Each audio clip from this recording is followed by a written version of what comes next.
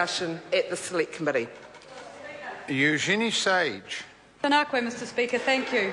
I'm very pleased to take a short call on the Resource Management Restricted Duration of Certain Discharges and Coastal Permits Amendment Bill, or it could be called the Tarawera Black Drain Bill, because this bill would limit the duration of a coastal permit or a discharge permit which was issued under the Exceptional Circumstances section in the Resource Management Act to 5 years.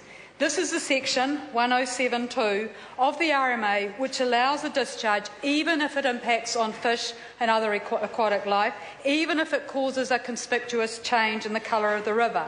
At present in the Act there is no limit on how long the exceptional circumstances which might justify a regional council allowing a discharge should apply could last for.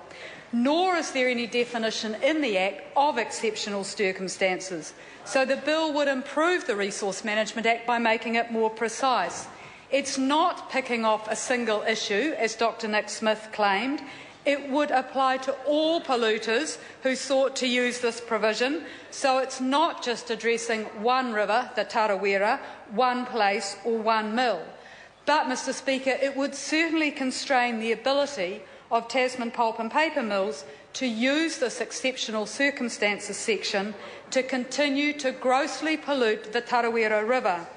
And the bill is needed because in 2009, Bay of Plenty Regional Council Commissioners granted consent to Karaholt Harvey and Norska Skov to continue to discharge effluent from the mills into the river for another 25 years, and they granted that permit renewal because of exceptional circumstances. Mr Speaker, where the Tarawera River flows out of Lake Tarawera, it is a beautiful river. The water is clear enough to see the stones, to see the weed, to see the occasional trout. It's a beautiful river to walk beside, to see the Tarawera floors. But lower down, near the sea, the river changes. And that's because of the burden of pollution which has been going into the river for 70 years, Mr Speaker, 70 years from the pulp and paper mills in Kawarau. The Parliamentary Commissioner, Dr Jan Wright, identified the Tarawera River in its lower reaches as the second most polluted river in Aotearoa. So I congratulate Catherine Delahunty for bringing this bill to the House, and congratulate her and the Bay of Plenty iwi, Ngāti Awa, Ngāti Rangatihi and Ngāti Tūwharetoa for all of their mahi over many decades to respect the Māori of this river, to restore it to health, so it is a river which provides them with mana and it is a river which can provide them with kai. We have a long way to go, Mr Speaker, but this bill is a step along that path.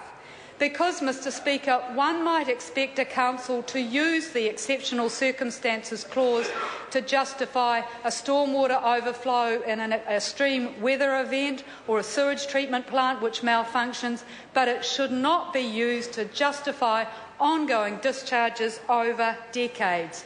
So, Mr Speaker, the Tasman pulp and paper mills need to invest more in clean technology to clean up their discharges. This bill, by removing that or limiting that exceptional circumstances provision to 5 years, would provide the encouragement for them to do that when the next consent is applied for. So, Mr Speaker, I commend this bill to the House because it's about having clean technology to provide jobs, not abusing the environment to provide jobs. Thank you. Jackie Dean. Mr Speaker, I cannot support a bill